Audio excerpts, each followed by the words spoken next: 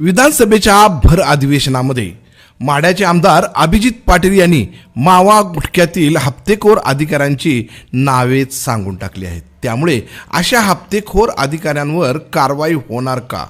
कारण या हप्तेखोरांची चेन खालून वरपर्यंत झालेली आहे। आमदार अभिजित पाटील यांनी सभागृहामध्ये ज्या कुचेकर या अधिकाऱ्यांचे नाव घेतले, हा अधिकारी मागील अनेक वर्षापासून गुटखा मावा मधील अवैध धंद्याची चेन चालवत असल्याची चर्चा आहे।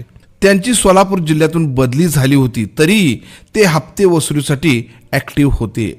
मागील काही दिवसांमध्ये गुटखा आणि मावाच्या टपऱ्यावर कारवाई होताना आपण पाहतोय। मात्र ही कारवाई अवैध व्यवसाय रोखण्यासाठी नसून अशा कारवाया हप्ते मोठे करण्यासाठी असल्याचं गुटखा व्यावसायिकातून बोललं जात आहे। वास्तविक गुटखा आणि मावाच्या व्यसनाधीन तरुणाचे आरोग्य धोक्यात आले असून दररोज अनेक तरुण कॅन्सरसारख्या आजाराचा सामना करताना दिसत आहेत।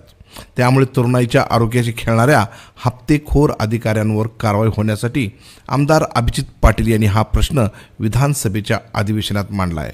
पाहुयात आमदार अभिजित पाटील यांनी कशा प्रकारे आपली भूमिका मांडली आहे।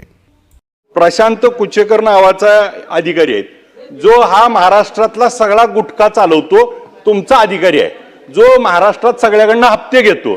आमच्या इथं अध्यक्ष महोदय 22 गाव आहे, 22 गावामध्ये गुटखा पकडला। ते पकडायला त्या मॅडम आल्या होत्या पाटील, त्यांच्या गाडीला गाडी डॅश मारली आणि त्यांच्या जीवाला त्याला धोका झाला होता। त्याच्यामध्ये गुन्हा कुणावर झाला? फक्त त्या पिकअपच्या ड्रायव्हरवर। आणि मग आशु गुप्ता नावाचा जो महाराष्ट्र चालवतो हेड आहे, आता आम्ही सभागृहात नावं सांगतोय, ही नावं यांना माहित आहेत, कोण कुठला एजंट आहे, कोण कुठं पैसे घेतो, किती घेतो, सगळं माहिती आहे डिपार्टमेंटला। परंतु ती जाणीवपूर्वक का कारवाई केली जात नाही? अध्यक्ष महोदय, स्पेसिफिकच विचारतोय मी। अध्यक्ष महोदय, अशोक इलागे म्हणून अधिकारी आहे यांच्या डिपार्टमेंटचा, 3,42,00,000 रुपये ब्रिझा गाडीमध्ये MH13 CK 2111 या गाडीत सापडले। आणि मग तरी देखील त्याच्यावर काय कारवाई केली आपण? फक्त शिस्तभंगाची। मग आज 3,42,00,000 रुपये रोड हँड कॅश सापडली आणि त्याच्यावर आपण कारवाई काय करतोय? तर शिस्तभंगाची। मग नेमकं चाललंय काय?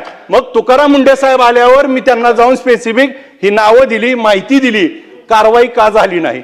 मग ही नेमकी आणि 2 अधिवेशनात अध्यक्ष महोदय, मंत्री महोदयांनी मला उत्तर दिलंय, आम्ही कारवाई करू, परंतु कारवाई झाली नाही। मोकोका लावण्यासाठी कायदा आणणार का?